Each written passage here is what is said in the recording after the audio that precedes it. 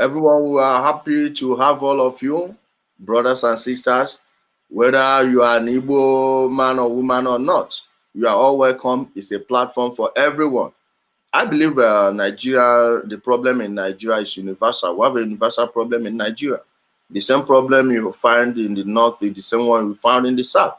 And in the south, when you come there, it's just as if we have this unique problem of manufactured crisis, which we are creating for ourselves. So wherever you hear us use the word Igbo, you can exchange it with your own tribe, because I believe each and every one of us is going to learn a thing or two on this program. Okay, yeah, your mic is okay now.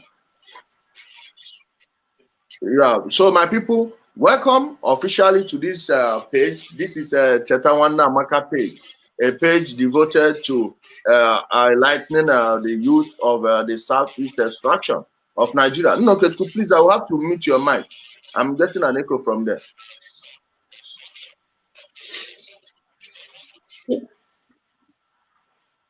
Jen, do you have another device there? No, it's off. Okay. You can just mute the volume. Mute it. So my people, welcome. Without wasting further of our time, let me invite our sister Jen Beatrice Jim, as you can see on the screen, to introduce herself. Then our brother Nnokechukwu, you know him, but he will formally introduce himself when the time comes. But our sister will introduce herself and tell us a thing or two we need to know about this nascent group. My sister, please welcome. Thank you, Ijele, and thank you to everyone for joining us this evening. We really, really appreciate it. A lot has been going on. Like you and I, we agree that there has been a lot of indoctrination of our Igbo youth into negativity and hatred, and there has been, Igbos has become, not just Igbos, but we are talking generally of Igbo. We are concentrating today on the Igbos. Our boys has become, even our ladies has become very gullible and easily brainwashed. And in the need for this, in all this, we have realized that if we just keep quiet, people will continue to be confused and going on the wrong direction. So we decided to come together and see what we can do to provide practical solution through open dialogue with the youths. And we want to do that by engaging them in political education and community initiatives to get our youths busy and on the right track. So that's why we have formed this group and open up this page to give the youth space to come up and, say their mind. So the goal of this group known as Chetawana Amaka is, our main goal is to disengage our youth from misinformation, wrong history of all types, hatred, and save lives by stopping escalation of tribal and religious wars that we already have in Nigeria. Our vision is to foster progress in Igbo land, actually.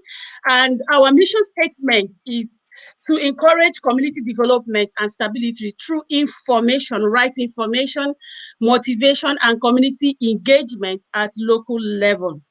So our main aim is sensitization, inform and empower the youth and encourage them to actively participate in the decisions that affect their existence. So we can't continue to run away from decisions that affect the life we live. So whether we like it or not, somebody is making decisions on daily basis on what affects us. So we want to really ask people to get actively involved in decisions that affect their living, their children that are going to be born tomorrow, their next generation. We really have to step in and, be part of this decision making. And our objectives, the objective is to identify available resources and use them to the benefit of all, and encourage both government and self-empowered work and active participation. Our values for this group remain social justice, reformation, and respect for all. Because you and I can agree that recently, with all that is going on, Igbos are beginning to be identified with people that have bad words and use insults, and nobody cares about it. And we have to say, no, we do care. We don't want that to be our identity. We don't want to be identified with people of insult. We want to be identified with people of dignity and respect for all. We opened up a WhatsApp group. Maybe later when my brother starts asking us to speak on the topic for today, I would like to read some quotes that we had from that WhatsApp group. People, you can see that that the youths really want to be engaged, and they have been engaging actively in that WhatsApp group. And I will read out some of the comments, and that will lead us even to the discussion today. Currently, right now, we have in the studio. So, Ijele, do you want me to go on and introduce? No problem, we can do that, but it's better I bring our brother Odogu Tulagwa to introduce himself with his own mouth. He's here. He doesn't need anyone to do the introduction for him. Then he will just say a thing or two before we get into the topic of the day. My brother Odogu Tulagwa, welcome to the broadcast. Please introduce yourself to our audience. It's like we are on a very brand new platform. Introduce them and tell them a thing or two about this group before we get into the conversation proper.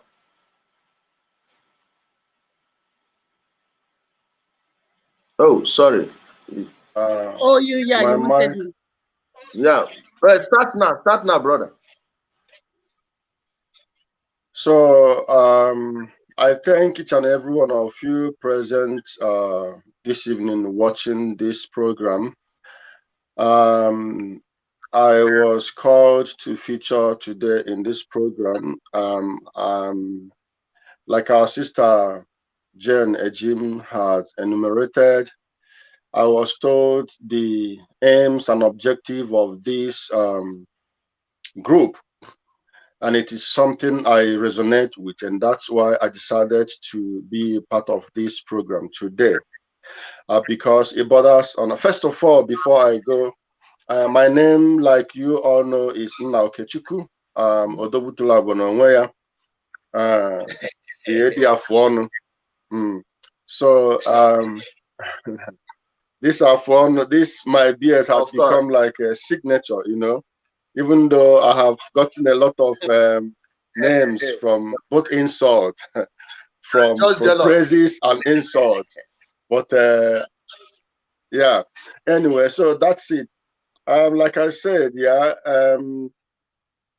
I am here because I want to talk on as regarding to our youth, and based on what our sister had said, we have decided to lend our voices to correct some errors, to change some things, because we see that our youths are drifting into something that is going to be dangerous if care is not taken.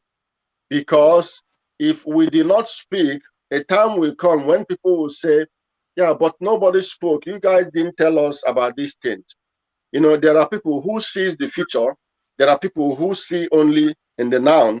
The people who see the future wants the other ones. So, yeah, I don't know if you want me to go ahead or just introduction. So, my name is Nna Okechukwu, and we are here to lend our voices as it concerns our youth in Igbo land, and maybe by extension, other youths of other places in Nigeria as well. Thank you.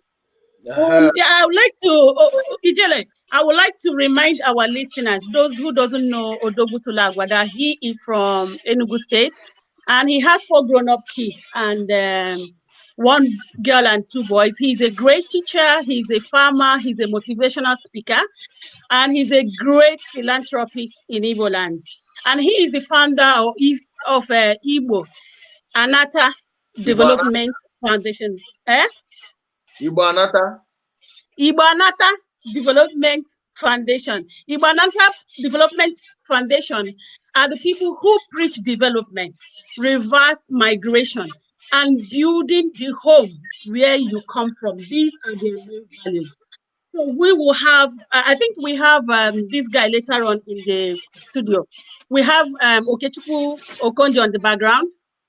I know No, he will join us soon. he left. He left. But let me continue, my sister.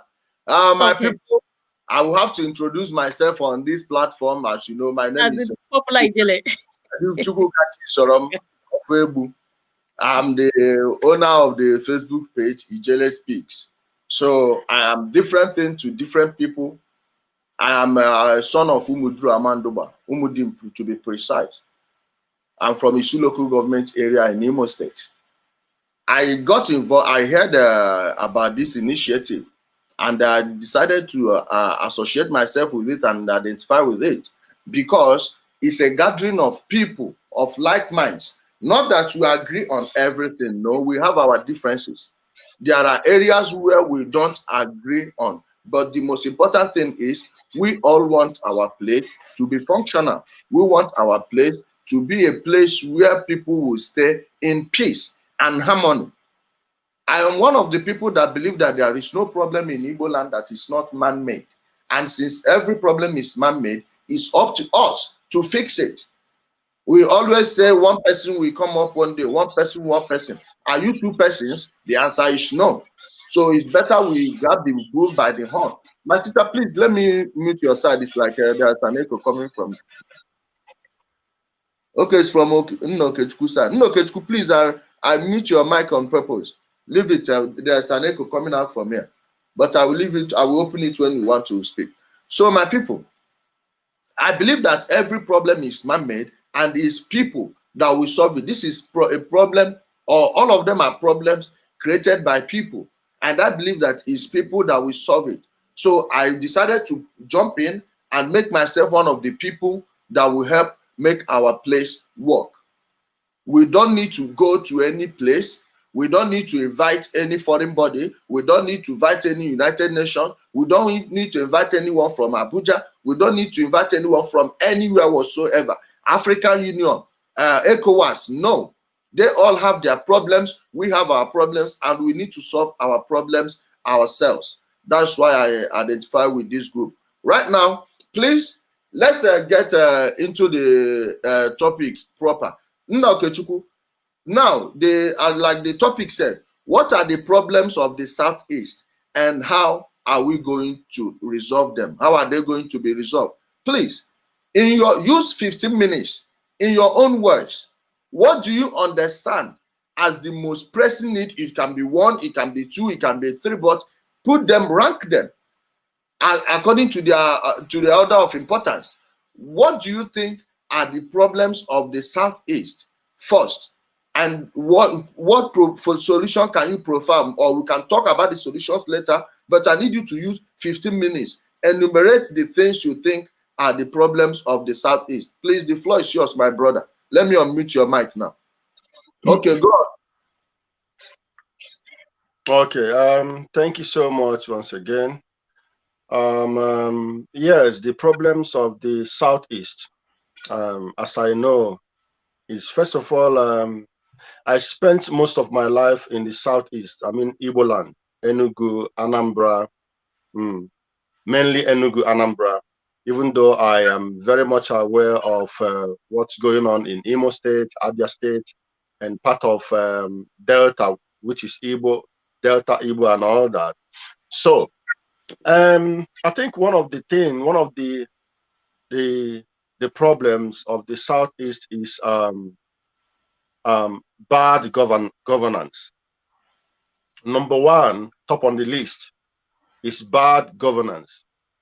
The people who have been governing that side of Nigeria, the Igbo states, has always been the problem of the Southeast. You know, because right from my childhood, I've watched elections, I've participated also in elections, and every time there is an election, people are elected, and instead of impacting the dividends of democracy in the life of people, you would see you will see them becoming rich at the expense of the people of the Southeast, you know, and then abandoning all the infrastructures like the roads and all the things, all the amenities that they are supposed to like take care of. And then you see people suffering because of this bad governance. So one is bad governance. Two is education. Yes, because we all suffered one way or the other. We are affected by the result of the war, which was fought between Nigeria and Biafra, after which almost every other Igbo person in the Southeast became impoverished because, so to say, we became poor because of all the things we lost during the war. And then the families now begin to struggle to send their children to school, and other people who could not do that begin to go learn apprenticeship and other things. So education at some point in the Southeast became a problem because it is not every family who could provide education or send their children to school.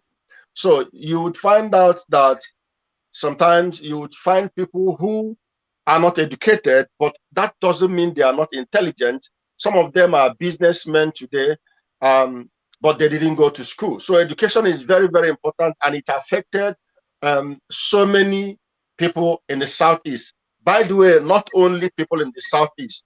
So, but it's one of the things. So bad governance, number one. Number two is lack of education. You know, then number three, well, I think it's mainly these two, and if any other thing come into my mind, I would mention that. So now the solution, or what I think is the solution to this thing, first of all, bad governance. Now, how do we tackle the issue of bad governance? Now, I want to let us know that you cannot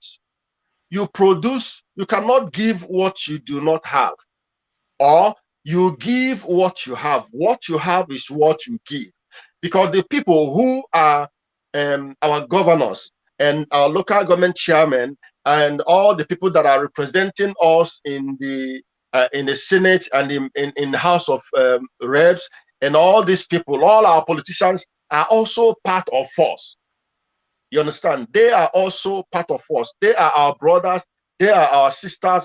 They are our fathers, uncles, and all of that. So if we as a people are very, very concerned about our nation, I mean, when I say nation, I mean the Igbo people, the Igbo land, Igbo people, Igbo race, Igbo nation.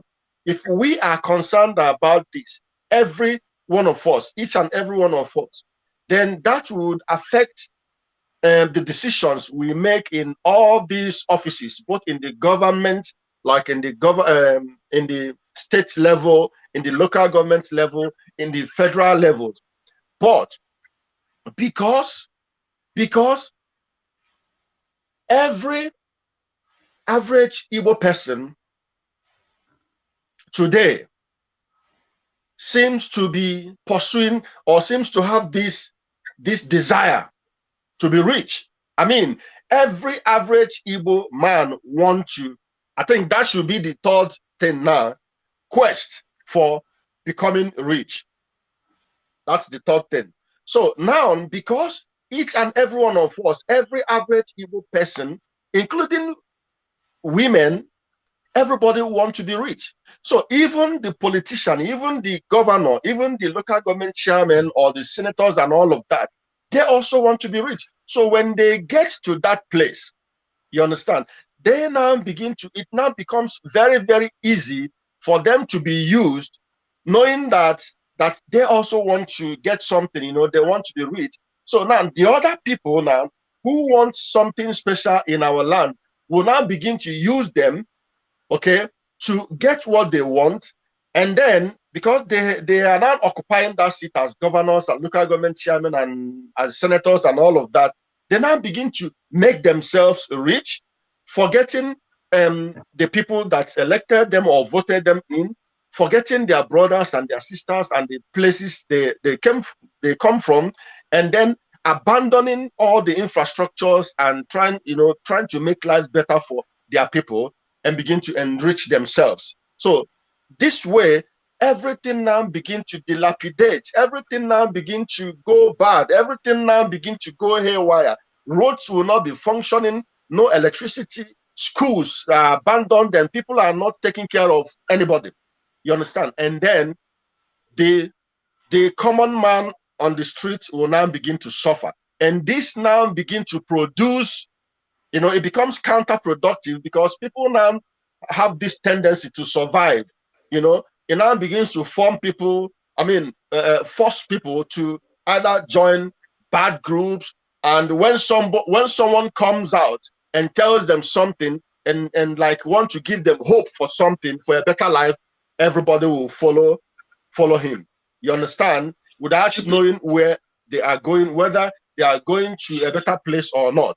So the solution is trying to, we need to begin to learn how to hold our political office holders accountable, because they are part of us. It is not the Hausa man in the north who is coming to rule Anambra State, for goodness sake. It is not a Fulani man in the north who is coming to Imo State to rule Imo State people, or Abia State people, or Enugu people. It is Igbo people who are elected by Igbo people. In fact, it is not even the Hausas or the Yorubas or the Fulanis who are coming down to our place to elect our people. You understand? So it is us. And since we are the ones who comes out to elect these people, we should also begin to learn how to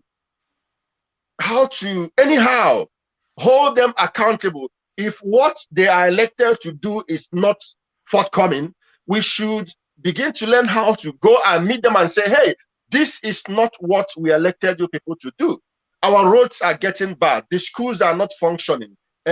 Hospitals are not functioning. No drugs in our pharmacies. Nurses are not trained. And all these things, we'll begin to remind them. Not every man to your tent, and people begin to go their business, go their separate ways as if nothing is happening. And then after 4 years, another election will come, people will still go and vote. You see, so the thing, one of the solutions, like I've said already, is learning how to hold our elected official accountable from the local government level to the state and even to the federal. Okay, so that's one.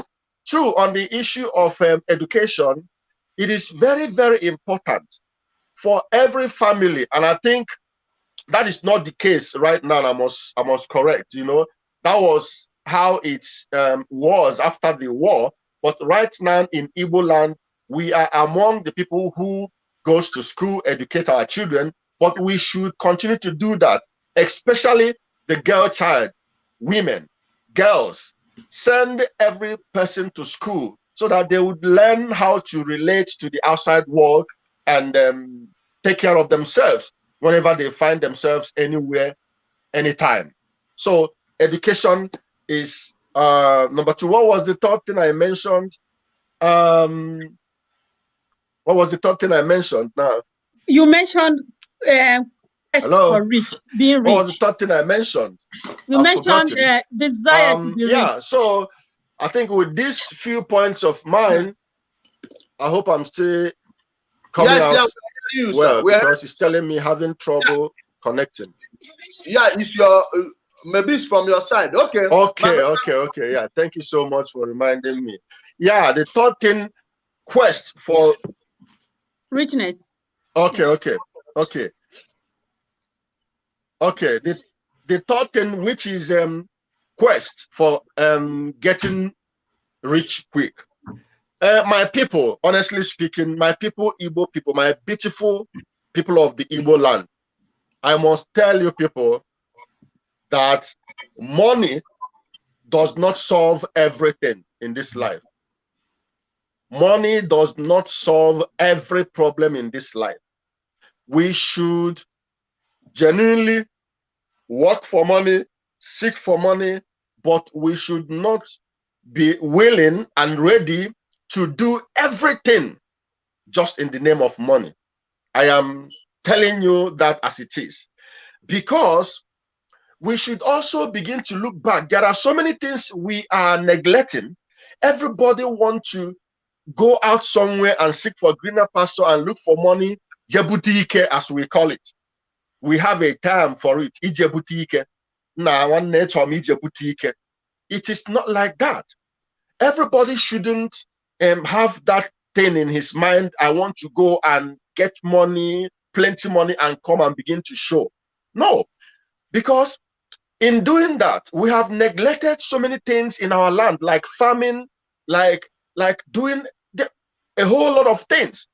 It is very difficult to find an average Igbo young man who is doing farming in Igbo land. Everything we are consuming, we buy from people from outside. And incidentally, from those people, we think they are our problem. Almost everything. Yam we buy from people. Tomato we buy from people.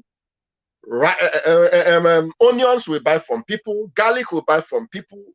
Everything we buy from people from the north. Now, who is fooling who? So we should begin to get ourselves busy. We should begin to engage ourselves in things that would make our mind busy, not looking for paper, cash, currency, trying to Saudi Arabia, traveling to Saudi Arabia, traveling to Dubai, traveling to Europe, traveling to everywhere in pursuit of cash, in pursuit of money, in pursuit of, in the process of wanting to get rich at all cost.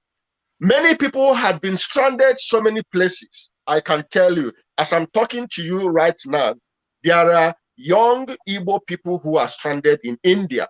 There are young Igbo people who are stranded in United Arab Emirates. There are young Igbo people who are stranded in Thailand, and so many of all these places, in Afghanistan, in Pakistan. Why did they go there? They went there because they went to go and boutique. They want to go and get plenty of money. So we should begin to cultivate our land, look back to Igbo land. What you are looking for there, you could find it in your village. You see? I don't want to go too far. So with these few points of mine, I want to tell us that we should begin to look inward. And lastly, I want to say that I am not in support of radicalizing our youth. I'm in support of anything that would de-radicalize our youth, making our youth to look homeward, making our youth to be peaceful and respectful, making our youth to be pro-Igbo, knowing who you are and doing things that will lift your race, your nation up. Thank you so much. Thank you, my brother. Thank you so much for that wonderful opening statement you've just delivered. So, my sister, Beati, welcome, my sister. You've heard our brother, he spoke well. So, to you, what do you think are the problems of Igbo land, the southeastern part of Nigeria, and what solutions can you prefer? Please, the floor is yours. 15 minutes. All right. Thank you. And I thank Odogu for all he has said. Maybe I should actually start from, because like I said before, I got lovely quotes that the youth are saying on the group WhatsApp page. And I want to quote some of the things they have said. Let me start with, okay, one Chibuzo Nelson said, yes, our leaders in the Southeast are just deceiving us. I believe they are not going to penetrate into this group. All they do is to try to create in our minds that their sponsors are doing great when they are not. Go to their part of the country called Nigeria, you will see they are deceiving us. When you are traveling out of Southeast, how many checkpoints do you see? None. Come to the Southeast. On every 6 or 7 polls, you see checkpoints. Why?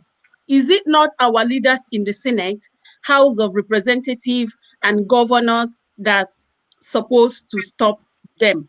I'm going to pick on that first. And I think he is absolutely right. Just like our brother has said, there is a big gap between the leaders and the led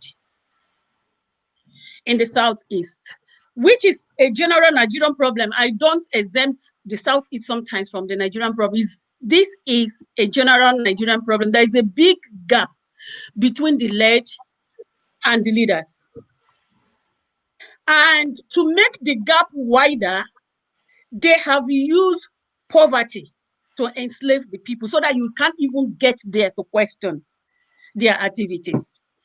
And in using this poverty, they have fortified themselves with the nation's money that belongs to everybody, with the constitution, and frustration with the armies is my problem as well.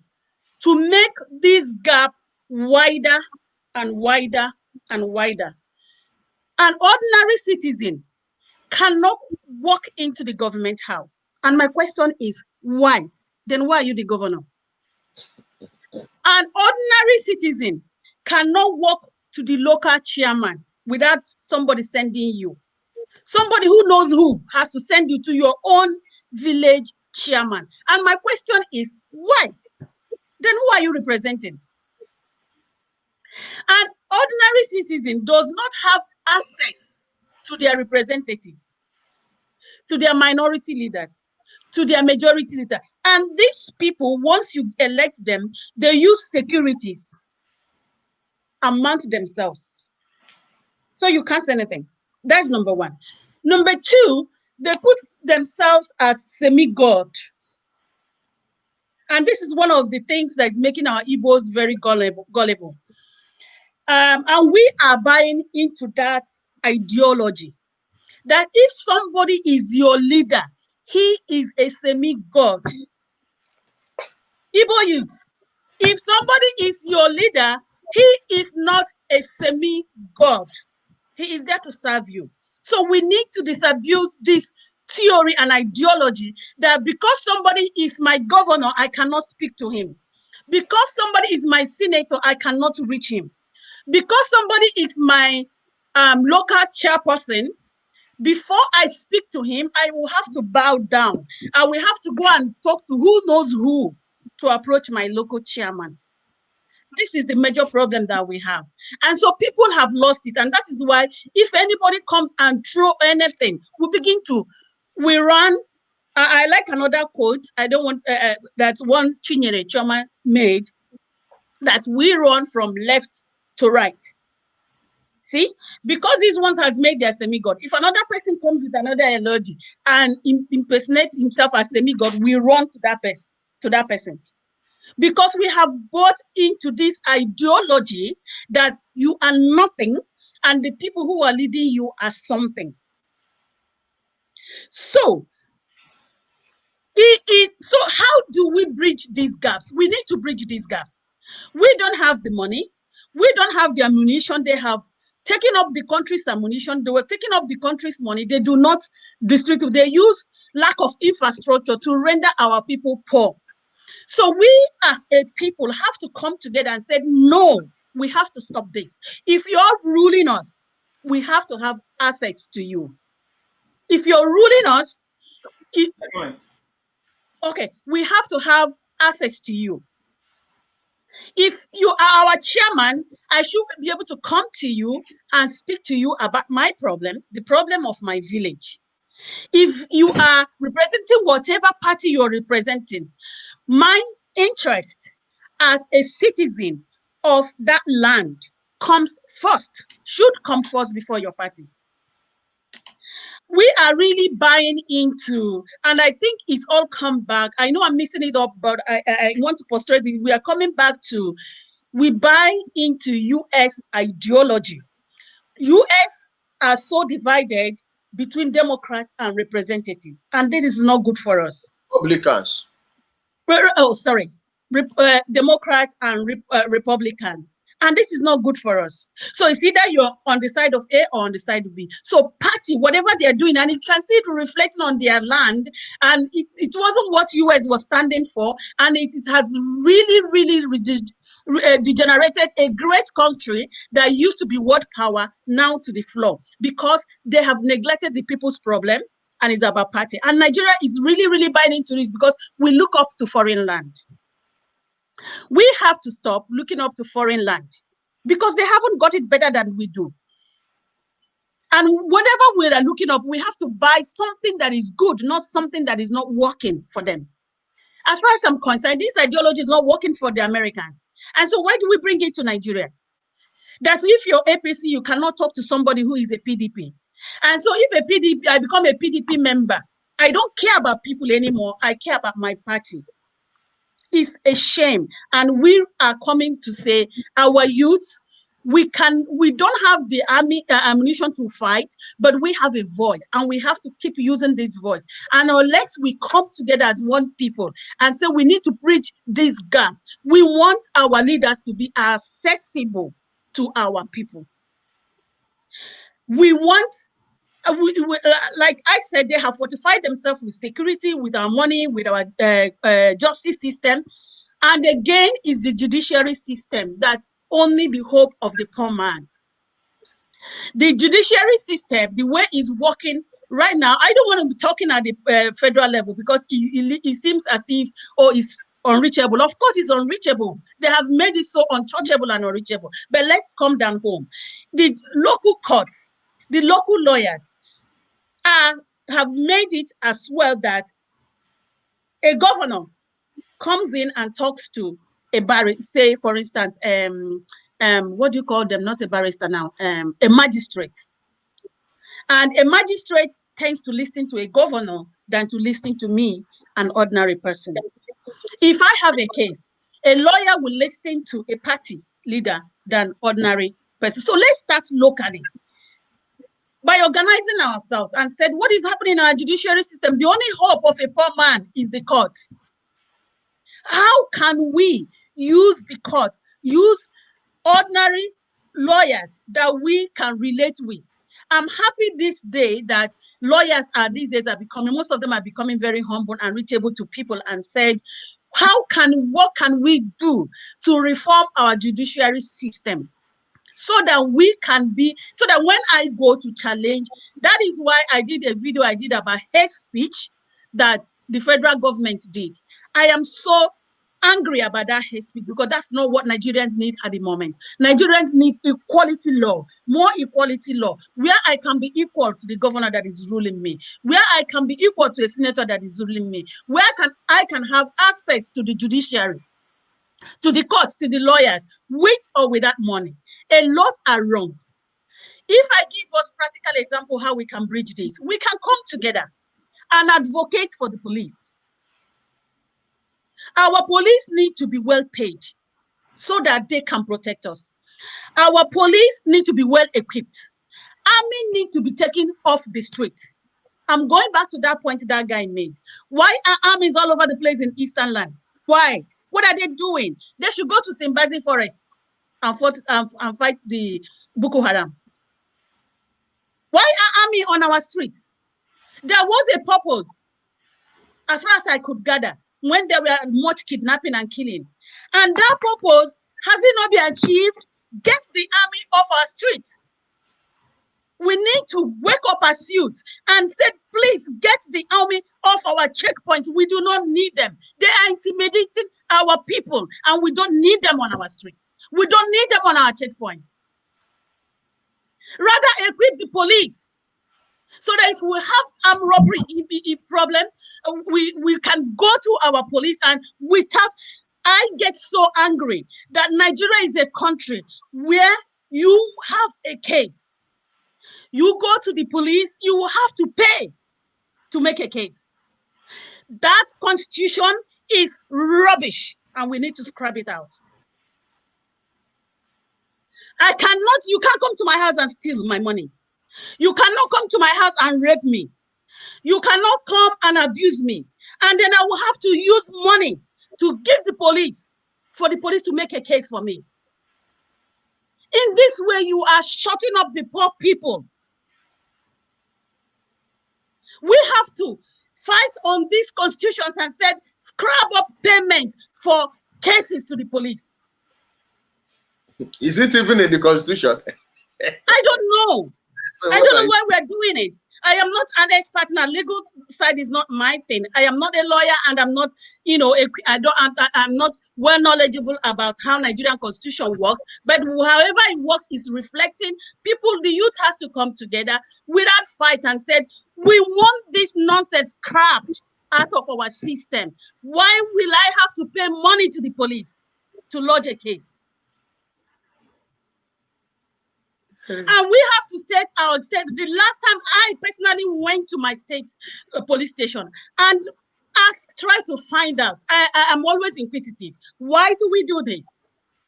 And the next thing they were complaining to me, how the governor of my state, the money that was even given to him to buy laptops, equipped the state police, and saying specifically Abia State.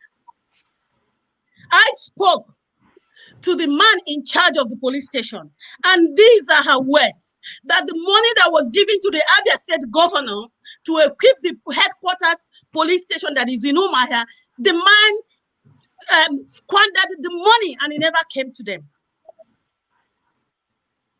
And we are pointing fingers at the federal level. So we need to start asking questions and say why and how. And we have advocates that claim to be human rights advocates in Igbo land. I am not talking at the federal level. What are they doing? What are they advocating? If they cannot advocate. Wrap it up in 1 minute and 30 seconds. Let's bring Ezifa and Chukwu. All right. Another problem that I have seen is education. Many are educated, and many are not educated, and some are educated in the Southeast. And then in this education, there is so much gap as well between the educated Igbos and the uneducated Igbos. Now, as far as the uneducated Igbos are concerned, the educated Igbos are coming to speak grammar, and they are rubbish. And yes, people are tired of grammar. They don't want to hear grammar. They want practical solution. And so our educated people and our elites, and I have to beg our Igbo elites, be part of the progress of your people. Don't just concentrate on your careers. We have to come down to the level of people. Stop blowing grammar. I went, okay, like you said, I have to cut it short without giving examples. This is a big problem I have seen again, right? There is a big gap. And we have to bridge this gap between the educated and uneducated. We have to speak one voice. If it's Igbo people want you to speak to them, speak Igbo language for God's sake. If it's Pidgin English, they will hear, speak Pidgin English. And listen to them, what they're saying. Everybody has something to say, whether the person is educated or not educated. Thank you, my sister. Thank you, my sister, for your wonderful contribution. So we will now move to our brother, a known master. Ezifa Chukwu, are you there? I'm here. I don't know. The thing is that it's frozen, but let's continue. Can you hear me? Well, I can hear you. Maybe you. Yeah, but you can see us, right? I can see you. It doesn't matter if my screen is moving or not. It's okay. No problem. The message that matters. Okay, my brother, you've been listening to us. Please introduce yourself briefly. Then use 15 minutes and tell us what you think are the problems of the Southeast, our youth, especially. Then the entire Southeast is back now. The screen is now working. Welcome to our. Thank you very much, my brother. My name is Eze Ifeanyi Chukwu. Some call me Eze X, some call me Guekala. Yeah. Make your choice. I'm a solar energy expert. I live in Lagos, Nigeria.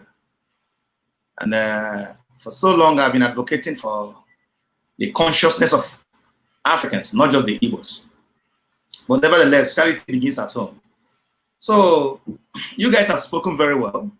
You have spoken very, very well politically. I'm not a politician, so I'm not so good about on it. But my take is this. The Southeasterners are the Igbos. The question now is, how many of the Igbos knows the meaning of the word Igbo? What that represents? How many of us knows our history, where we're coming from, what we've been through? If you do not know where the rain started beating you, obviously, you wouldn't know where the rain will stop beating you. I don't want to talk about slavery, not to bore you. We were pushed down to, can you hear me? I can hear you now. We were pushed down to 20 pounds. Hunger, starvation, kwashoko, and the rest of them prevailed in the land. People ate each other to survive. You know, a sinking man would do whatever to stay up. That's just the reality. So somehow our people have not recovered from this problem, and they want to have a nation. They want to be completely free. Yes, it's good to have freedom, but then you must be able to organize yourself. I tell you that the Southeastern Nigeria is the only people without, I want to use that word, a cult. Every other region, including the smaller parts, have got a cult that unite them. You say Arewa is more or less a cult. Oduduwa is a cult. It doesn't matter where they are. They can be PDP, they can be APC, but they are defending their interests. Yeah. Igbo man is so frail, so unorganized that whoever comes and gives him money, he does his bits. This is the situation of my people. My people are ready to travel to any part of the world to make ends meet. So we have abandoned our land. I'm in Nigeria, but I'm not living in Igbo land. That's not very good for me. I should be living in Igbo land, contributing to the political day-to-day activities, getting involved, attending meetings. But because of the situation we found ourselves, we tend to leave our land. And in our quest to leave our land, to make it better, we even forgot where we're coming from. Some of us say that Igbo land is no longer a people, but more or less just a language. Some say that we're lost. We're not even Igbo. You know, some said anything that has to do with Igbo culture, tradition, and spirituality is evil. Some said we used to kill children, twins. You know, we imbibed a lot of bullshit against ourselves. We became very, very masculine. We reduced our women to almost nothing, to the kitchen. You and I know that a people without a woman has not got a natural education. Yes, my sister spoke about education in the Southeast and the gap between the educated and non-educated. And I can tell you, my brother, I don't think we're actually educated in the Southeast. Education is not about learning about other people. It's all about learning about yourself, what you need to do to survive as a person or as a people. That is the true meaning of education. But what we have in the Southeast is all about what happened outside our place. We want to be everything, but not ourselves. So we don't get involved in politics. We don't get involved in grassroots. We don't get involved in farming. We don't get involved in anything that has to do with Igbo land. If you go back to history, you find out that technology actually found its way from Igbo land. Kanozo, the movement of the Bantu people, how we advanced into the world and taught them how to do what they are doing today. If you tell an Igbo man this reality, he's going to say, no, it's a lie. Because he has been taught to hate himself. So I'm coming from that point that we just have to go back to our culture. It's a magic. It's a magic. The Chinese and the Japanese look just alike, but they differ in their culture, and they are all doing very, very well. So Igbo man must go back to what makes him an Igbo person. What's the expectation of him as an Igbo person? As you go out there, are you carrying your culture along? Do you love yourself? Do you go hustle up and you come back and build up? Almost all Igbo men today are married to white people. We are not marrying our women. Most of our women are in Sokoto, Zamfara, Kano, prostituting. I mean, I'm here, I'm Lagos, here. We don't understand self-preservation, self-protection. So, and some poisonous people amongst us have come out to cash into all this confusion, to make ends meet, began to teach hate, separation, disrespect for our elders. You dare not disrespect your elders because you are becoming one. And if you disrespect them, you cannot learn from them. You are coming up, you don't know what is up there. Until you get there, you will know. So they are supposed to prepare you. So all this whole thing, Igbo man is no longer Igbo man. Igbo man is, honestly speaking, a very confused man who must have to tell ourselves the truth. And until we go back to our chi, I don't want to go too spiritual.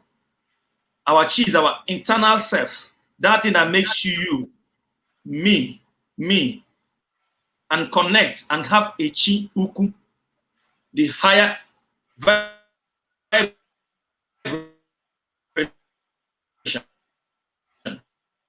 that we connect.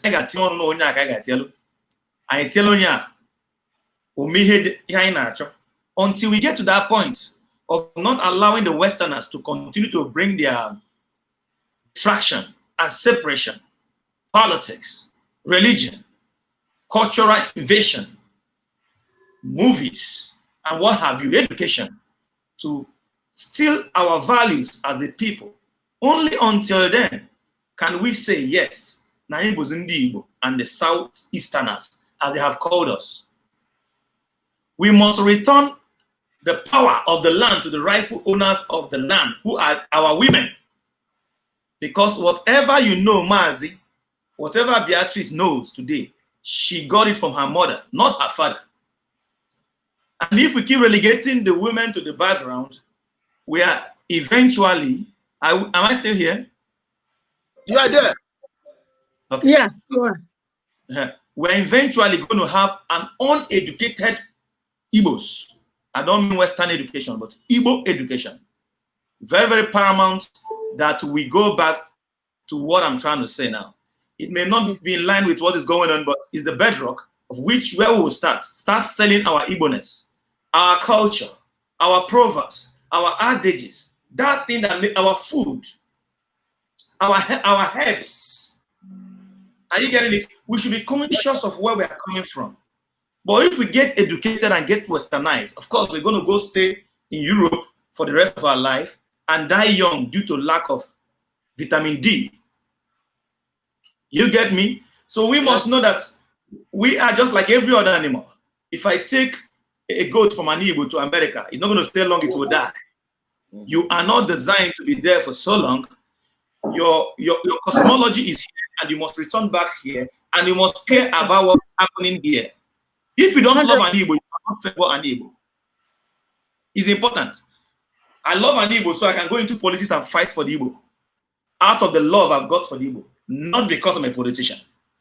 But because we don't know where we're coming from, wherever we find ourselves, we just want to settle there, eat there, build up Sabongeri, build up Lagos, build up Pakistan, wherever we go, because we don't understand where we are. We are not lost. We are possibly the oldest human type in human existence. Our land is over 1 billion years, not under 3,000, 2,000, or 7,000 years, as they try to make us know. Nobody discovered the river Niger on the chart. We already knew it was there. Nobody stopped us from killing twins, because we never killed twins. We must stop them from destroying us with that false history. We had goats, we had dogs. They had 13, they had 12, 3. We didn't kill the goats. Why would we kill our own? The Igbo called human being, Mando, beauty of life. We know life is sacred. We don't spill blood on the land because the land would fight back. So there had never been a time the Igbos killed twins. Let's stop allowing people to distract us. And when we see one of our own in bed with these people that have been destroying us for so long, let us be smart enough to come as one people. Alright, Igwe Bike, Chi Uku, and say no to that, because Igbo land is above all of us. And Igbo land we must have. Thank you very much. Oh, thank you, my brother. Use the 11 minutes, and those 11 minutes look like you spoke for an hour, because I'm just imbibing everything. See, my brother, you are still talking here. I will kick you out so you come back. You are still with me here. I'll come back. Come back. He's coming back, my people. How can anybody if I can conduct or drive help and I lose? My people, listen. Let me tell you my own take here. This is my own 2 cents. The problem of our people is inbuilt. What do I mean by that? Now, almost everything you learned before you learn, almost everything you know now, you learn them before you turned 15. And who taught you those things? Your teachers and your parents. Those days we were crying that the educational system is rubbish. Those days it wasn't perfect, but as of then, I can remember in primary 3, I was already writing both formal and informal letters. Today, can you say that? No. Now, because almost everything we learned from our teachers and our parents. And those things have formed the basis of our reality. Now, looking back, you find out that there are actually so many things you learned from your parents, which were things that the things that were installed into them by the society they met there, either from the white people or the people who were educated by the white people. And those things, sorry, our brother is back. Those things ended up forming the basis of our back. Please, sister. Those things ended up forming the basis of our realities, and we've grown up with them. Right now, we are now looking for a savior. Why? Because from childbirth, we've been conditioned to believe in this hierarchical society we need to grow, we need to exist in, which is wrong. And I'm not trying to knock religion right now, but when you look at everything, find out that from your house, you've been taught that when you see a priest, you respect the priest. When you see the traditional ruler, you respect the traditional ruler. When you see the governor, you respect the governor, this and that. And what we call respect is actually human worship. Because we'll be conditioned to be worshippers instead of gods and goddesses, which we are. We now, please, maybe I will move. Let me mute the other distance. I put you people on mute so the noise will not distract me from what I'm saying. Listen, when we've gone up with that thing, you've agreed that you are miserable and you've accepted your position. That way, you are looking for a savior. And if you notice, the savior and the saved are not in the same class. You people are not in the same class. You see the words differently. Now you wonder why the ruling class feel that they don't owe you anything. And when you look at them like this, these people who are selected, like a selected breed, whose job it is to educate you, to guide you, to do things for you. Over time, you'll find out that by yourself, the society, you've created a group of people that will always rule over you. That's why when you look at Nigeria today, go to not just Nigeria, in the UK, in the USA, Japan, France, even Turkey.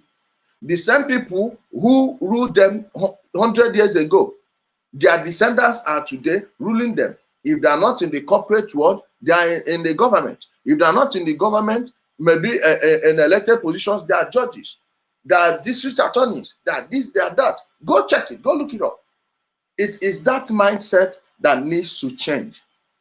And every Igbo youth will know that he or she holds his or her destiny in their own hands, and you can actually take it. And that is where political education comes into play. Time has come for we Igbo people to start playing politics like others do. Before you open your mouth, they will tell you your vote don't count, this and that. Why is it that it's too easy to rig the election in the Southeast? Is because you don't participate. Check political participation in Igbo land, then compare that with the North. Compare that with the North. The day they will tell you to go get your voter's card is the day you remember to play football in your street. It's the day you remember to wash your clothes, do your laundry, move around, drink with friends. In the evening, you go and see try your luck. whether you will see any meat to catch in your net. Then tomorrow you say, hey, who needs that thing? Those things you neglect are the things your politician hold so dearly. Nigeria is a very wealthy place. Igbo land is a very safe and sound place. It's a very wealthy place, and we are getting more than enough to make the place work. If it's not true, the political class will not be killing each other to get to that position. Why do you think they have to move with a battalion? Nearly a battalion for a governor to move outside in the street. Why? He is protecting himself because he knows what he's getting, and he knows that the people who are eyeing those positions, that position, know exactly what he's getting. In order to preserve himself, he needs to guide himself with enough security. Then when they are moving on the road, you people are there shouting, hey, governor, governor. Let your governor's convoy pass without anyone paying attention to him. You will see he will have everything. We will spend our time on things that are not going to benefit us. Check BB Niger, for instance. Apart from Lagos and Abuja, then Port Harcourt, those mega cities, I call them grade 1 cities. Although Port Harcourt is just very far behind Lagos and Abuja. But it's a huge urban area. Apart from the votes that will come there, go and check. Most of the votes will be coming from Owerri, Enugu, Onitsha. The rest of them. Check the rural votes they will cast there. Mostly coming from Igbo land, from the southeast. Nnewi, Kulobia, and the rest. Check all those areas. But when it comes to political participation, we go behind and before you talk, they will tell you, does your vote count? Is it not this one they will read? Who told you? They are doing it because they know you will not pay attention to it. Only a few people. How do you expect only 2% of the people that are awake to fight the ruling class who are organized? They have the army behind them. They have the police behind them. Now, by the army, I mean at the federal level. We teach our people that it's actually easy. Why do I need to pursue my senator around when I can solicit for signatures in the street from the people? If I get enough signature, we move it to the State Independent Electoral Commission and we recall him.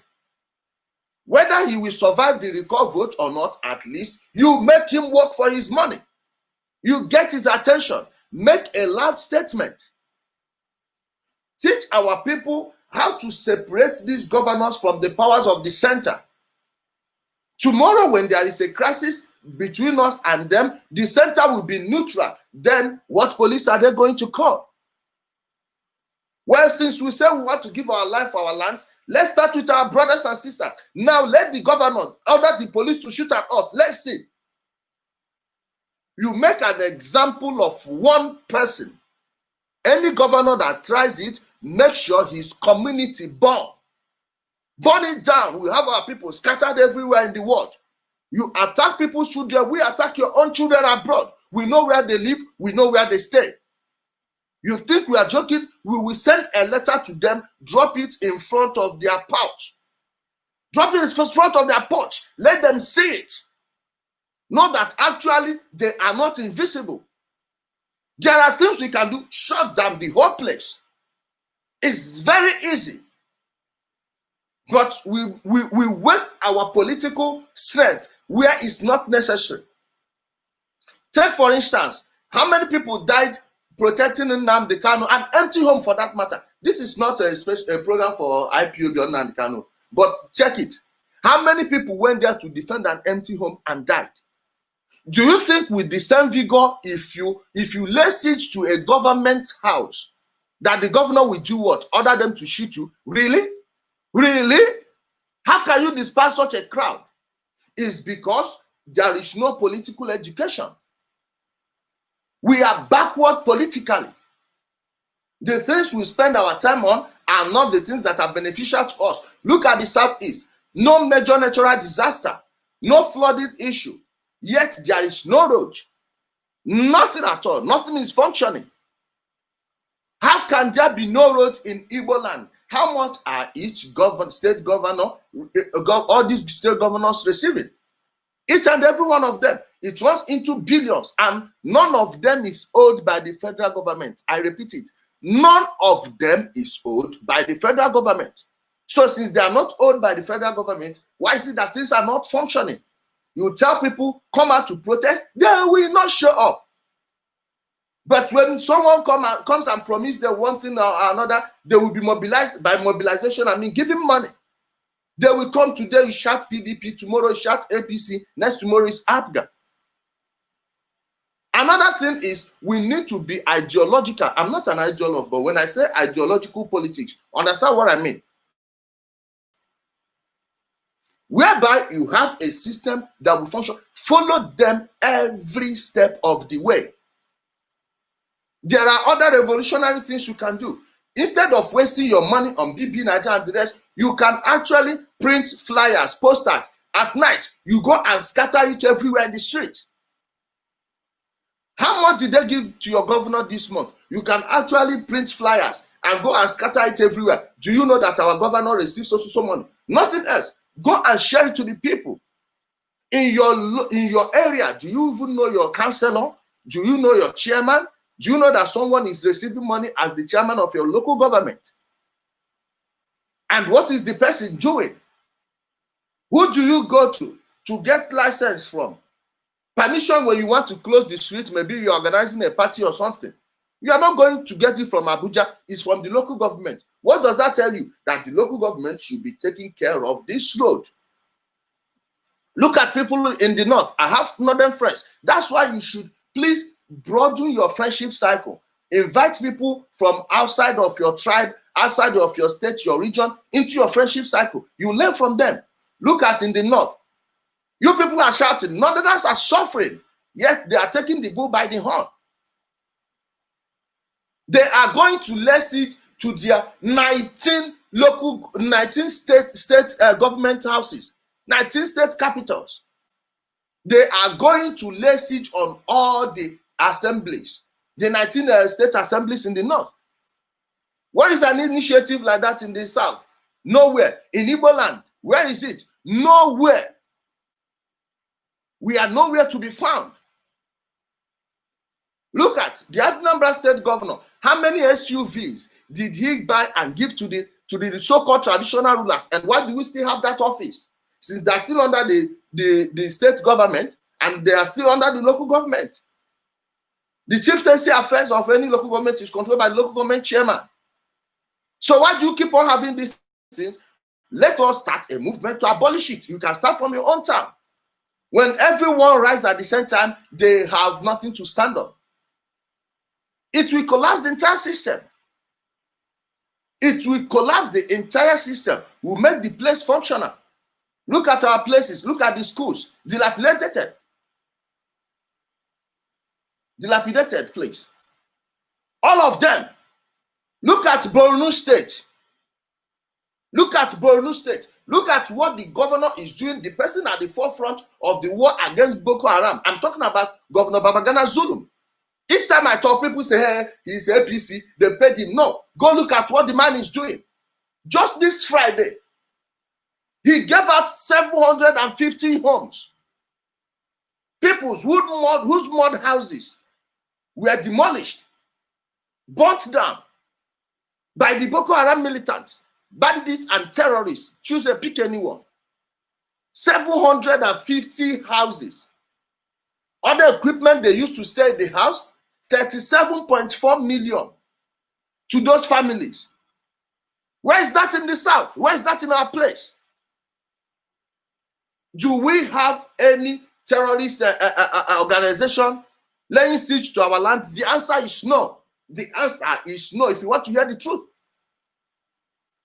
The only terrorists we have in Igbo land, we know them. We know them, and if our political class is serious, they will trash that house in 24 hours. 24 hours. But we keep on blaming people for our own mistakes. Yes, there is injustice in Nigeria. The 1999 constitution is not perfect. But these are the things we need to educate our people on. Then they will know how to fight their battles. Before we get to that constitution, let us know how we can use the things we have at home to work first. To work first. Let the youth lead. Very soon, I will not talk about anything that concerns the youth. In case you haven't noticed, I'm growing old by the day. I don't believe that at 40, I should be talking about issues of the issues concerning the youth. As soon as I clock 40, you are not going to see me say anything about the youth. I'm even becoming too old. So these are the things we do. You need to sanitize our people, and we need a total brain overhaul, mental overhaul of our people. Teach them everything they know. We need to empty their brains and refill it with things that will help them. You need money. Hey, you need to be providing services or selling some goods to make money. No money falls from the sky. Looking for money is not bad. It's part of us. We've tested good things. We've tested luxury. Over years, for thousands of years, we were never conquered. No one conquered us. We were traders. Yes, we had internal strifes here and there. But then, generally, the place was mostly peaceful over the last 1,000 years. Until the Europeans came in. So we are used to enjoying life. But guess what? Those people that live then, they work for it. We need to teach our people the importance of labor, the joy in labor, the joy in eating from where you worked. Tell them that there is nothing like miracle money. There is nothing like miracle money. Okay, my sister, please, I need to drop here. I've seen someone I will block. Go on, my sister. Hello, are you there? Oh, wait, you're on mute. Wait. Yeah. So, my sister, I want to ask you a question from what you said before. You talked about getting the army off of our streets. I will have a problem with you on that one. First, I don't believe that the army should be in the streets. I don't believe that, but when you look at the reality on ground in our place, and you look at the noise some people are making online, you find out that it is not actually a good advice. Personally, I don't think it's a good thing to get the army off of our streets right now. Because of what's happening, as I'm talking to you right now, Afara is boiling.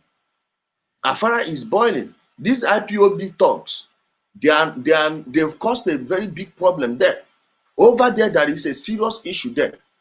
But then what I'm against is the molestation of the people.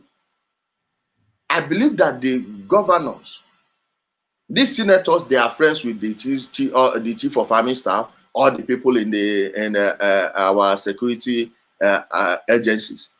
They are friends with them. They know exactly what's happening, and those guys know what the boys are doing.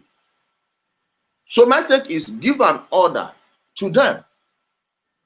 Give an order. We can actually use the military as a positive force. If I had the ear of any of the governors, I would tell them, let them stop doing this. All those guys, you can be giving them money. And make sure that they don't stop anyone unless there is a reason to stop the person. Maybe there is a report that they are looking for so person, and the person fits the description. Maybe they are looking for this vehicle. But the presence of the military, when utilized very well, is actually a gain. Because when you have them in the street, kidnapping reduces. The chances of people being kidnapped will reduce. The chances of people feeling unsafe in the street will reduce. That way, business will thrive.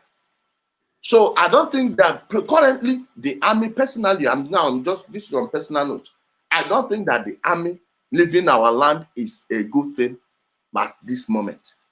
Rather, their operations have to be regulated. So I don't know what you have to say about that. Please, the floor is yours. I know you have a point in I am one of the people that believe that the extent of crime in the Southeast is very, very alarming, and it shouldn't be, unfortunately. But then my problem with the army is this, and my problem with the kidnapping is this. If I must be honest with you to tell you what I think, the kidnapping that started from the Southeast started from the governors. And that is why I advocate for our governors to be accountable to us. And the gap should be removed so that we have access to to our governors. First and foremost, I want to advocate for this ideology of if you can't beat them, join them. It's still happening in the Southeast today. If you can't beat them, do not join them. Join hand with the crowd, with the bigger crowd, and you can beat them. We don't tell people what we do not do. Like, we all speaking are very great social, justice advocates. And as a social justice warrior and advocate, I don't tell people what I don't do or what I don't believe in. You can, yes, not join them if you don't want to. And I tell you a practical example. Few years back, that was like 5 years ago, I went to the East to do my book launch and do a community development training, right? I don't have money. I didn't want to do it because I have money. Of course, when we come abroad, you don't just grow money on the trees, you work for your money. And sometimes you don't even you live from hand to mouth, pay your bills, and that's it. But people don't realize it back home. So I actually borrowed 5,000 euros, which is like 2.5 million, I think. Are you with me? Yeah, I'm here.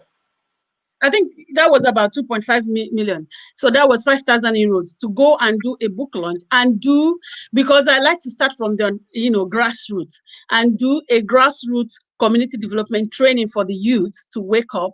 And then I started going because of course you can't do anything without the political leaders. I have to go to each different political leaders and local government chairman, the governors, the commissioners of information, the police, to be part of this thing I want to do in my community. In a nutshell, all I got from all of them was, if you're doing it with APC, I'm not going to be part of it. PDP will say, if you're doing with APC, I'm not going to be part of it. APC saying, if you're doing with PDP, I'm not going to be. ABGA will say, if you're doing with APC, I'm not going to be part of it. And then I say to them, all right, and the people working with me, my friends that were, doing the planning with me, everybody was saying, oh, you just have to dance to the tune or else you won't get money. You have to dance to the tune. You have to get money from these people. I'm telling you, Sister Jane, if you do this book launch or this community development training, if you do it with the governor, he is going to fill your envelope. Or if you go to the ABGA chairman, he will fill your envelope. Whereas if you can block it, block every other person. And I said to them, no, I don't join them. Even though I knew that the money I came down with to do my training was on borrowed money. I said, I am not, and each of them I go to and I tell them, I said, I don't play politics. My aim of doing this is to retrain our people to be part of their community development. And I am not going to play politics to please one person and displease another person. In the hotel where I was doing the book launch, and it's gone so bad that even in Abia State, Maya specifically now, if one hotel, if PDP, what do you call it, members or advocates go to a hotel where go to one particular hotel, ABGA people will not be going to that hotel. You know, that is that bad. Each restaurant has political caliphate that goes there. So if one member goes there, the other people won't go there. So I'm like, what nonsense? How are we going to progress with this? So that specifically, if you're going to book lunch on this particular hotel, I'm sorry, I won't come. Most of them really disappointed me. They didn't show up. I lost my money. I did my book launch with my money and I lost all the money invested. But that's good because I don't owe any of them and I'm not playing allegiance to anybody. I will give you another example. There was a time we wanted to do something in Abia State. I went to the state governor and I won't mention the person's name. And the governor said to me, come and meet me in so-so hotel room. And I said, really? As I came down to my town, after about something years, I left. Seeing girls in my town, the only job that these girls have is sleeping with politicians. That's the only job you people offer them, is to sleep with politicians to make money. Right?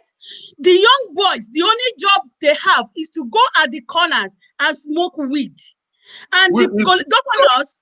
Please don't blame weed for anything. If anyone wants to be stupid, let them be stupid. Please don't blame weed. No, I'll tell you what I'm saying. What I'm saying is all they do is go and do this. These same boys that go at the corner and smoke weed, the governors will come and use them as their people to intimidate the general public. Yes. They are thugs, not that smoking. They are thugs. They use thugs to intimidate their own people. And I said, for God's sake, I am not going to be part of this. So I said to the governor, you can go to hell. I don't meet governors in hotel rooms. And he said, are you insulting me? How dare you? I say, yes. You insulted yourself by asking me to come to the hotel room to meet you. I don't do that. I am not one of those girls. I am not rich, but I don't care about the peanuts. So the point I'm making is we can deal with kidnapping and armed robbery in eastern states without the armies. I really don't like the army on our... Let me jump in on that one, my sister. You see, when you said the people doing the kidnapping are the governors, no. Look at how it works here. I said it started from them. I'm not saying it's the governors. It started from them. No. It didn't start from them. Listen, every kidnapper is known to the public. So what these governors do is this, because they know they use them, Ijele. They use them. Of course, you see, they don't debate. They don't debate. They have nothing to offer. They can't have any intellectual debate that anyone can enjoy. So they know that they will only use violence to get to power. Now, when you want to deploy violence, who do you go to? If you have an eye problem, who do you go to? If your child is sick, you don't go to a cardiologist. You understand? You go to a pediatrician. That's what they do. They will go and ask these boys to work for them.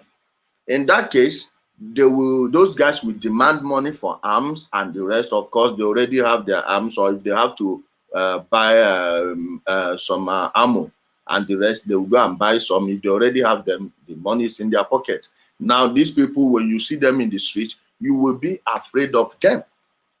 So this is how these ones are using them. After the election, the job is over, unless the governor feels that he needs so person maybe to be a part of his security, or he needs to keep him close because there is still a danger ahead.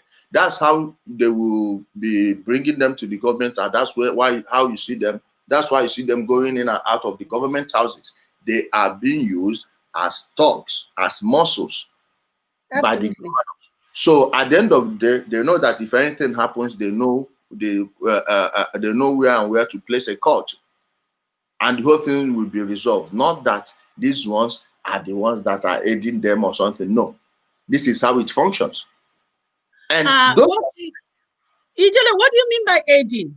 In my understanding, aiding is if I know, just example, like I have given you example with my book launch. If I know you are doing a bad thing and I join you in that bad thing you're doing, or I support you, I'm aiding. That, my dear, listen.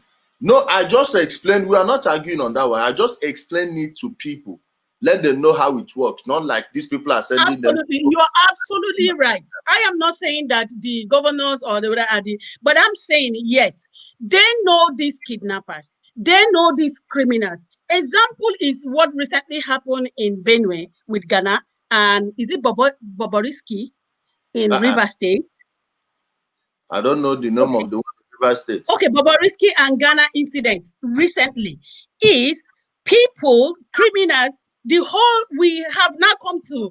I don't know the whole details, but the little I know about Ghana is he is from Benue, and these guys, the herdsmen, are using him to attack Benue people.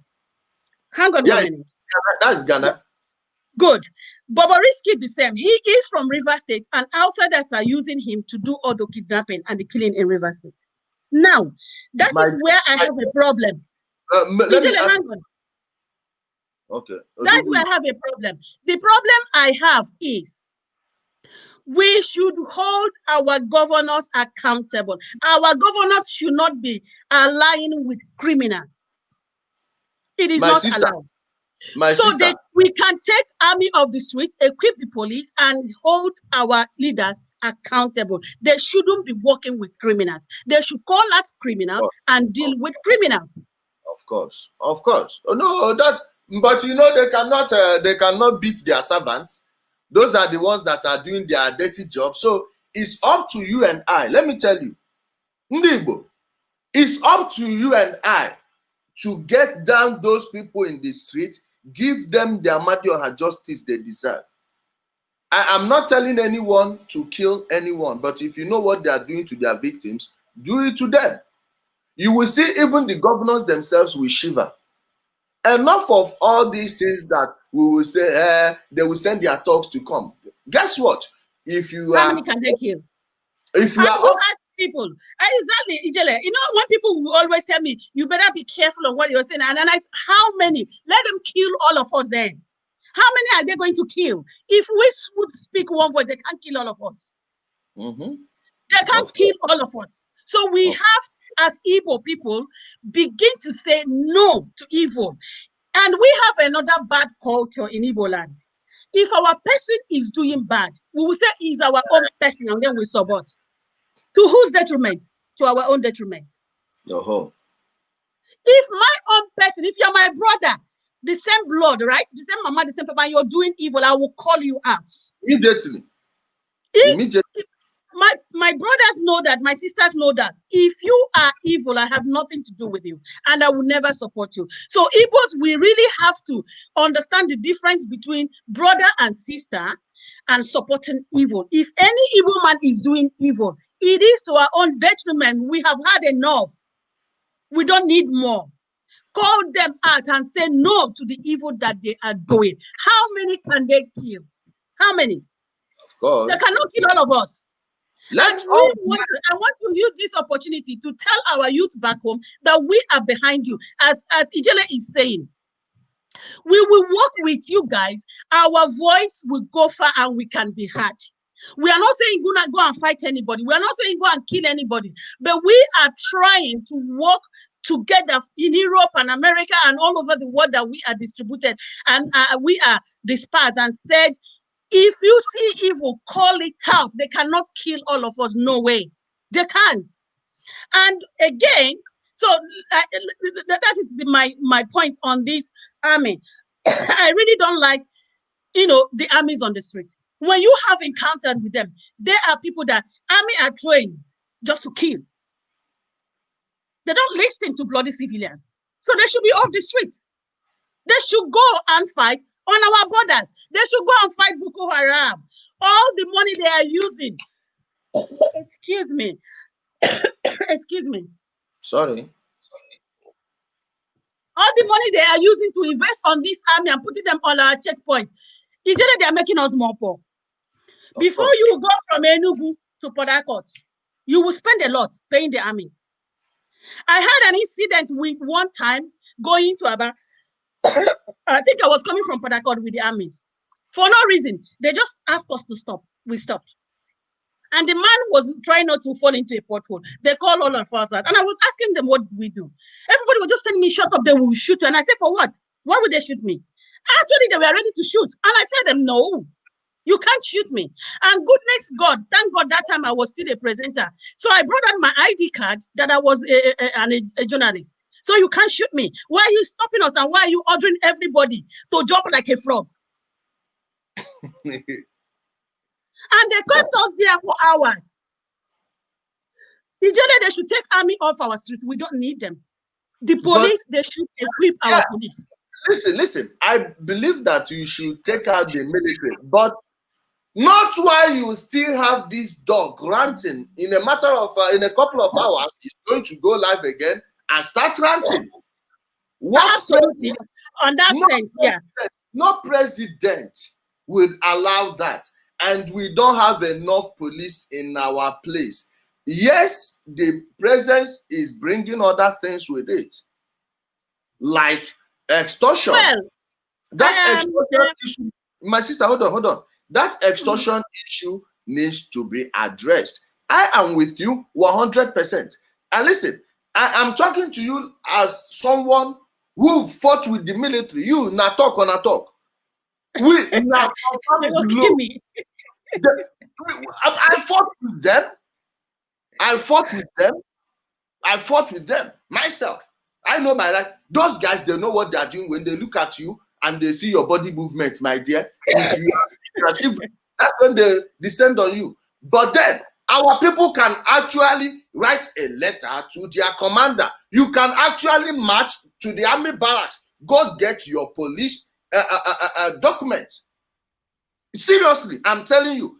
You think if you have maybe up to 1,000 people and you have your local government chairman in front, your elected leaders in front, going there to lodge your complaints, that they will do what? It's not going to happen. The army is not like that. Stop making them to be the monster they are not. All these things we are saying are forming the basis of our people's reality. So when they see the military, immediately their heart will jump out of their mouth. That is the problem. Ijele, because this is a reality.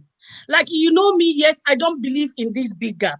But the reality is, if I'm not armed, you are armed. Right? You can kill me. And I go for nothing. And it's people that are alive that will start advocating for me and justice for me. But I'm dead.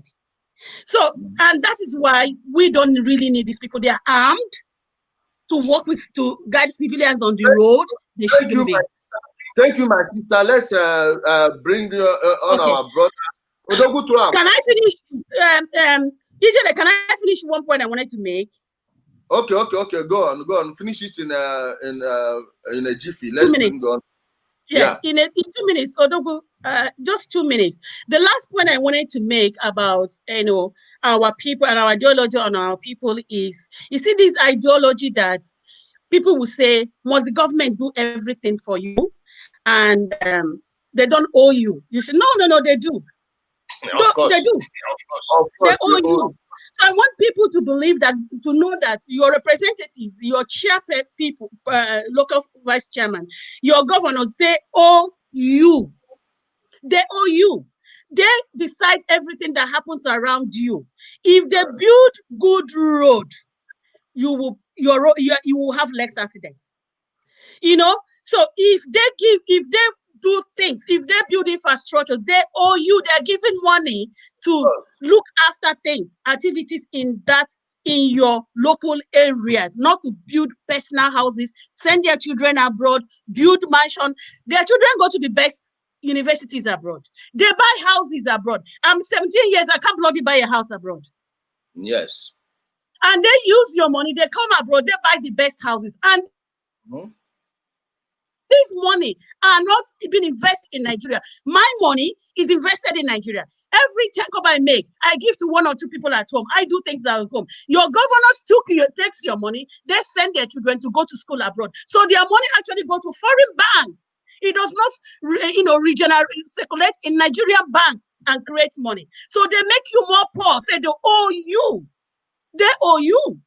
So we need to start asking them questions and start telling them to develop our places for us. Yes. Thank you, my sister. Thank you for that wonderful bomb you dropped there. So my brother Odogu Tuagba, you are welcome back to the show. We've been waiting for you. Fine, is having some connection problems. Please, you've been listening. Can you just jump in and just say whatever you like?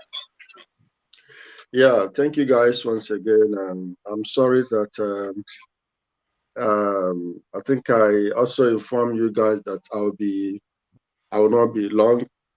But somehow my network became bad, and then I had to go. Yeah. So back to the topic again. What we are talking about is just about our Igbo youths. Personally, I am not happy when I see the list of any Igbo youths dying for nothing. I don't like it when I see any Igbo youth, boy, girl, man, woman, youth dying for nothing. Because I am alive, because I am alive, because my children are alive, because my siblings are alive. So I always want to compare my siblings and my children and myself with these people that are dying. And of course, I also understand that people sometimes die as a result of ignorance. You see, people should begin to sense danger. Death is, you don't boast with death. If anybody is boasting with death, then take a gun and shoot yourself and die. If you think that dying will make you to be a strong man, then why must you wait until you are killed? Then take a knife and cut yourself, or take a gun and shoot yourself. So you don't boast with dying, and because you are in this world, in this life for a purpose. So you have to remain alive to achieve your purpose of being here on earth. So now I'm back to Igbo youths.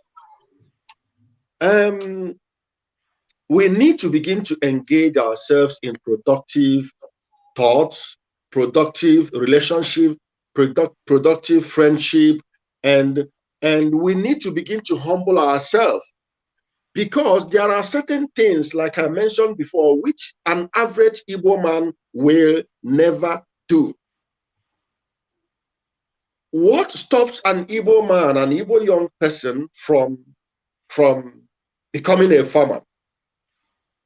Some of you have your anobis, your land, your portion of land that is given to you in your villages, but you don't know how to farm yam. You don't know how to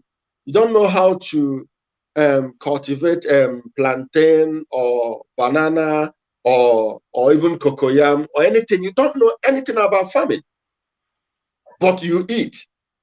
But you know how to go to the Mpwezag or New Market and go and buy yam. You know how to go to Ekoka and buy Efi, or you know how to go to Ubuoba and buy Ewu Hausa and Efi Hausa from the Hausa. For how long can we be stupid? Don't you see it is stupidity when you know that you are buying things from the same people you are calling your enemy? I mean, it does not make sense. So let's begin to calm down.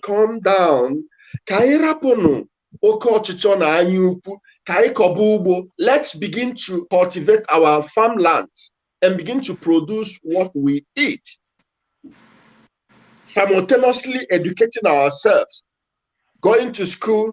In fact, there is somebody I know, he's in the school, a young person for that matter. He pays his school fees by himself.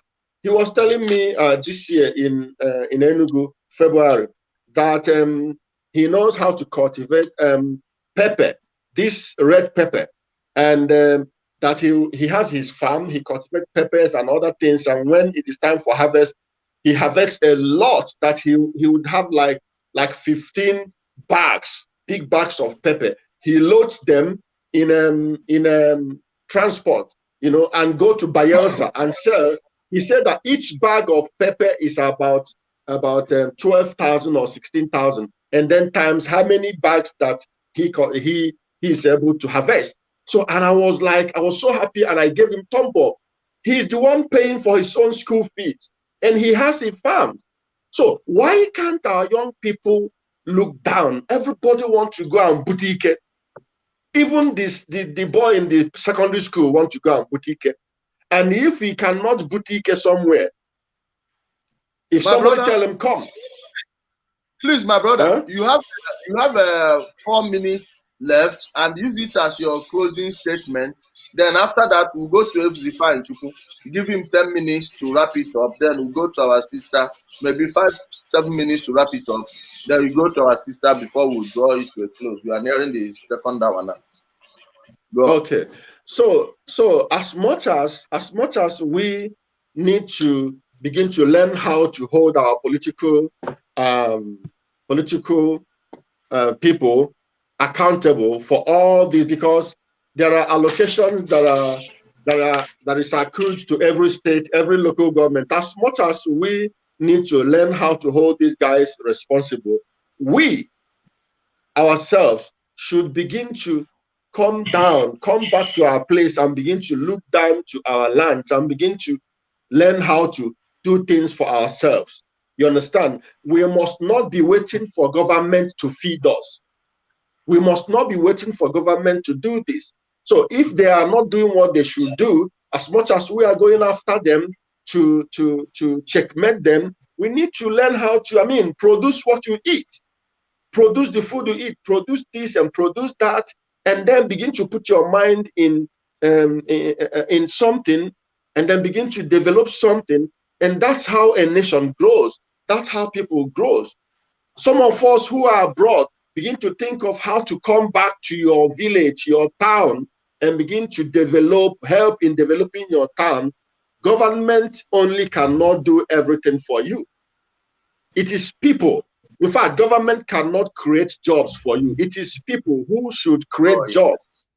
A lot of private businesses somewhere here and there, So once again, I thank you guys for having me. I'm sorry that I was on and off and all that. So let me end here and give another person time to speak. Thank you so much. Okay. Thank you, my brother, for a wonderful contribution. We appreciate it. Please, it's your turn. Use 10 minutes to wrap it up and give your closing statement. Okay. I'm still sticking to my Igbo theology, Igbo philosophy, our Igbo-net. If we go back to our Igbo-net completely, we don't even need education. Because for someone to tell me that I need an education is like to tell me I'm coming from the jungle. But I know that is not the truth. Farming is our thing. Yes. Technology is our thing. Everything you think about, theology, religion, everything is our thing. Yes. So we just have to look inward to understand that what we seek out there, we have it at home. Today we have all graduates everywhere scattered. They are riding bikes. So why should you tell someone to go pay money for 5 years to a system that cannot give you a job? You will find out that it's actually not the best anyway. Study rubbish. But if you have you understand that what you need. In short, in Igbo land today, the uneducated are the richer than the richest compared to the educated. You have something to sell. You have something to sell. Those people that say that mass communication, what the other nonsense that doesn't require skills to do. Check them. Those people in mass com, they are just deceased students. Okay. If you doubt me, go to Newi today and check the billionaires, the millionaires, the owners of the big houses you see there, the big cars you see there, the people controlling the economy of that place. They are not per se educated. Most of them are educated, they bought it. So we already have this craftiness. We already understood business. We have to develop that. We have to make it an institution that as you are born in Igbo land, you go into primary school or this or that, you are studying that Igbo side to understand how to make it in life. Because I don't think the Western world that came and gave us education intended to make us better. No. If they indeed intended to make me better, they wouldn't teach me Christian religious knowledge, because it's not a knowledge, it's a distraction. Yes. Are you getting it? They wouldn't teach that Hausa man Islamic religious knowledge. It's a distraction. He wouldn't tell me that I killed my offsprings because I was crude. He wouldn't tell me that in Mungo Park discovered the water I drink from. So the intent behind that education, I said Western education is flawed as it is now. And it's high time the black man will come together and put up his own system that will be less costly, very, very cheap, less time. You don't spend so much time studying nothing. 6 years primary school, 6 years secondary school, 5 years NYC, and then you go master. Are you going to walk in your grave? If you're 21, 22, you should be productive. You should be putting food on your table and taking care of some people. That is how it is in America and the rest of them. They brought what they brought in here to distract us. They distracted us that to the extent that we don't even believe that we're Igbo. So I think Igbo education is key. Yes, I agree to that education. Education came from the word idus, which means to bring out from inside, which means you've been given. It's in you, but to bring it out. Coronavirus have killed the aged, the middle-aged, but have not killed the young ones because they have been protected. Nature is smart. You don't teach nature what to do. Your science is not for nature. Nature is universe. It has its way of, in short, if you give birth to a child in the wilderness and leave him there, he's going to have a language. Maybe not an Igbo language, but he's going to create one because he's intelligent. He's been given. So let nobody come to Igbo land and make us feel that we are just waking up to their democracy. Democracy was given birth to by Ohaneze, Ochichonye Kuchie. Thousands of years we've had it in Igbo land. We just have to go back into ourselves. And when we understand ourselves, we can now go to that center with our mind of who we are or what we want. It's simple as that. We don't have to look to study political science and all that. It's the way to reduce your capacity. And then we can look at the man at the center. Yes, you need me for your vote. This is what I have. What are you giving to me? For my people. Yes. And my people, of course, understand that, yes, I'm representing them.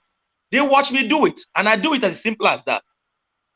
And for you to do that, the spiritual concept of Igbo land must stand. Because in Igbo land, each of each madu, I had a Bible. I had a Olu Bible. No, I am a fine name. Then we have to go by that. Of which, if you mess up, you'll be killed. You will no longer exist. That is why Nnamdi Kanu understood the potentials in this and use it to wrap our people into this IPOB madness going on now. So we have all it takes to evolve from within. We don't have to look from outside. This concept of going outside has destroyed the moment. Igbo blood is going into extinction. How many Igbo children are we making actually? You want to marry a Ghanaian so that you can get a paper. You want to marry America, you get a paper. You marry Britain, you get a paper. Where's the Igbo in it? We are actually destroying ourselves. Let's not discuss paper because somebody brought paper money and took my gold, brought paper money and took my sisters, brothers, and made them slaves all over the world. If we are still discussing our paper, we have to discuss the corners of ourselves, who we are. Because a people without self-knowledge of themselves cannot evolve, cannot actually survive. We are dying away. Yorubas are Muslims, they are Christians, but they are Yorubas first before any of this. I live in this land. I have a case in the police station now, somebody who jammed me from behind. They are playing the politics. The only fear that they know I'm a blogger, I'm in the internet space. I can actually expose a lot of things. But they already protected themselves. But the woman is like, don't trust Igbo. No, we have to go back to Igbo-ness, which is the ancient, the beginning. Because a lot of knowledge, technology you have out there emanated from us. This I know. And this we must let our children know. We must be proud to say it, that this is who we are. Because if you're not proud and can stand upright and look in the eyes of any man, you come back in. And that's why, yes, that's why, let me make up for the other 4 minutes I gave you last time. Let me okay, make up. No problem. Carry on. That's why. Okay, that's why I keep insisting that we must destroy and remove every images of a white person as a deity, a god, a savior in our land, because it weakens our spirit, our inner chi, the energy to fight. You're a tall man. A determined short man can beat you up if you're not determined. Of That course. energy to fight has been dampened, destroyed by the incursion of the Christianity, Islam into our land.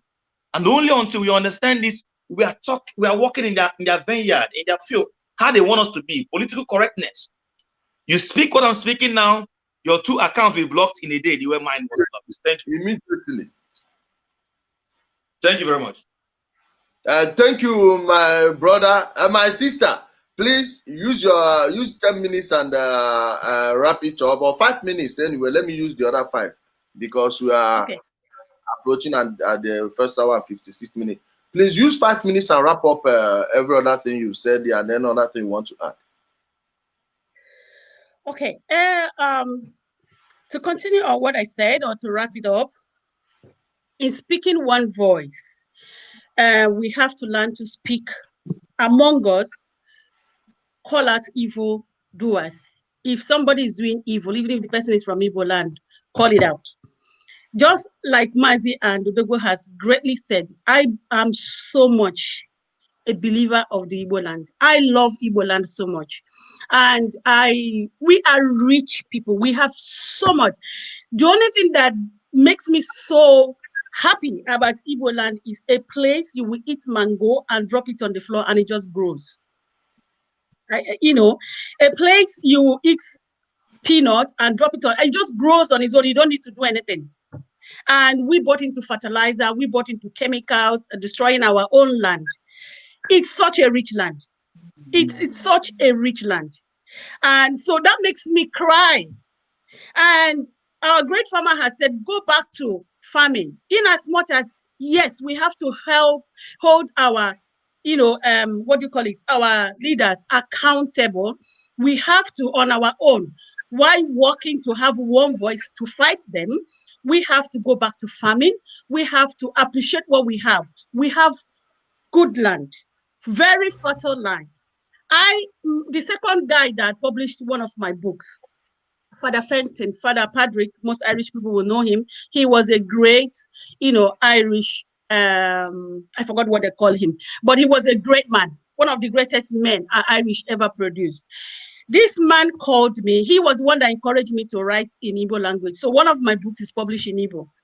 And he said to me, he has really traveled the world, okay? He has traveled the world. And he said, when he went to Enugu State, he said he has never seen any fertile land like the Igbo land in all his journeys in this whole world. Yes. And he said it made him cry how Igbos are suffering.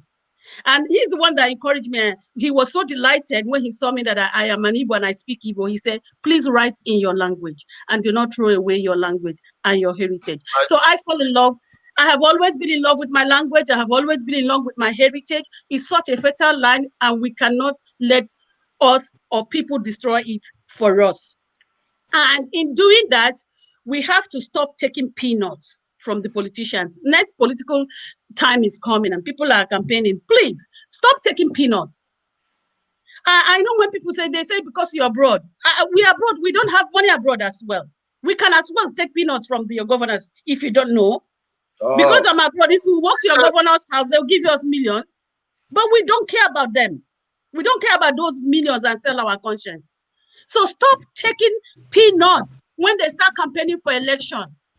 And buy bags of rice and distribute to the women and bring a cigarette cup and start giving. Say no to those things.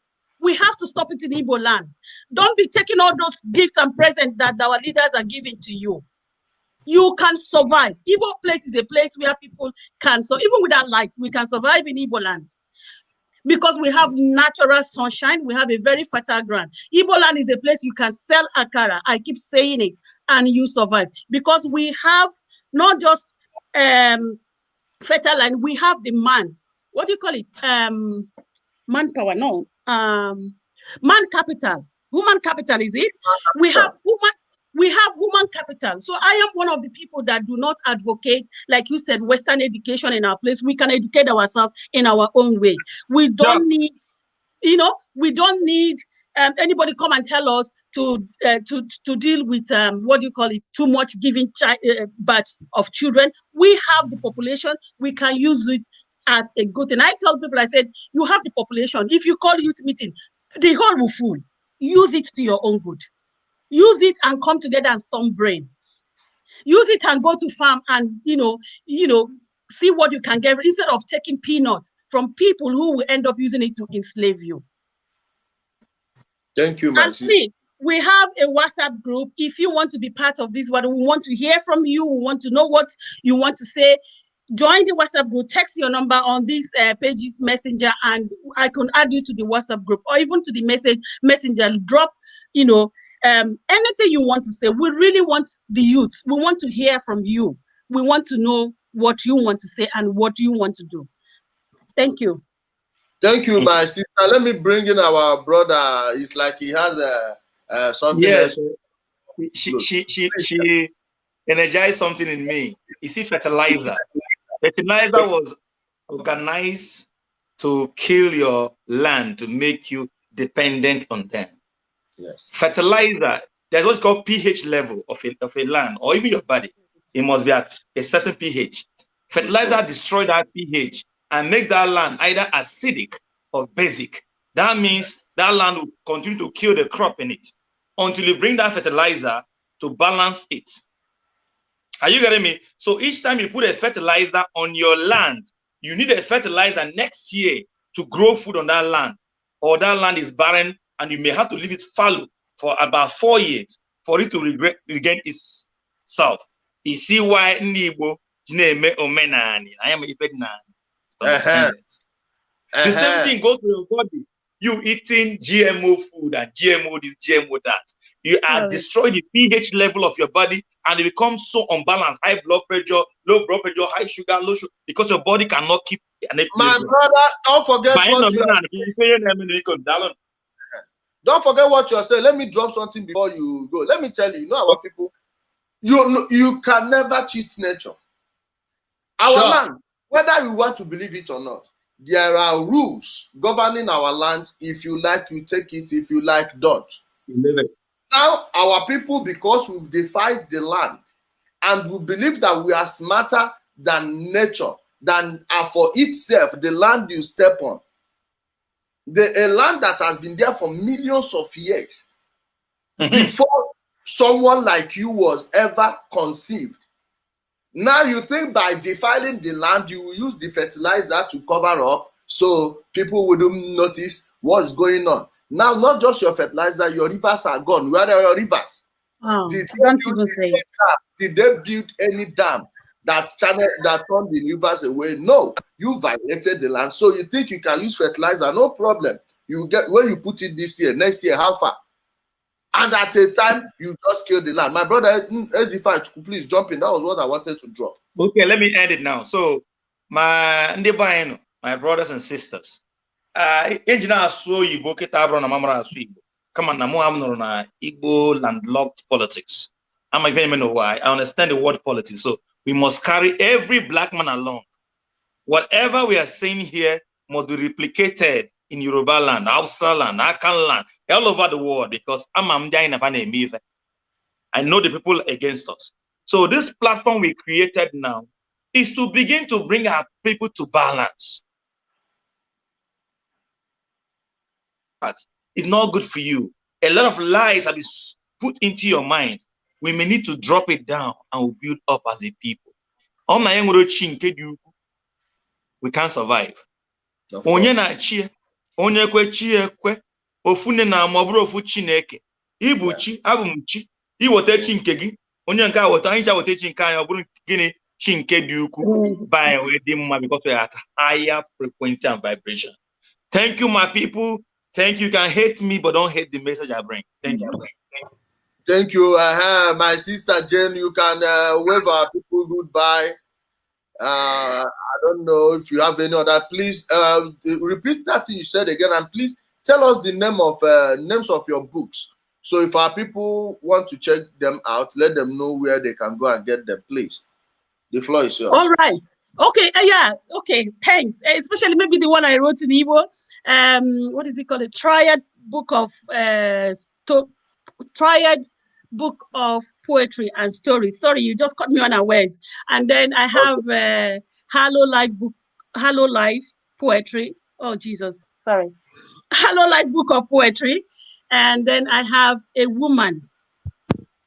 Your struggle continues. It's recently in Omaha about I have not gotten a distributor yet, but the books are published back home. All my books, all my 4 books are republished in Nigeria, but right now there's no yet good distributor to distribute them. So most of them can either be bought on eBay or Amazon or even on my personal page. But yeah, they don't know everything, and you should not let anybody tell you otherwise. You are such a blessed land. Thank you. Thank you, my sister. I appreciate you. I appreciate you, my brother Zifa and Chuku. I appreciate him Okechukwu so much for making our time from his busy schedule to be here with us. And we'll be doing programs like this every weekend. We'll try our best to be doing it every weekend, or we can just pick out specific times we'll be doing things. But be rest assured that before we go live, we will announce it. Guys, this is the new page we created for rubbing minds and ideas. If you are a member of any book group and you think that you have any idea that will help in this movement, or you want to debate us, no problem. You can organize the debate, come here, just behave like a human being, don't behave like an animal. You come here, behave like a human being, we will invite you, we will debate with you, we will talk like brothers and sisters, and see the way we'll move our place forward. Guys on YouTube, I thank you for joining me. Please subscribe to the YouTube channel if you haven't done that. This is not on Facebook. I'm not live on my page or the backup channel. It's a new page we created. So thank you everyone for joining us on YouTube. I'll let you go right now.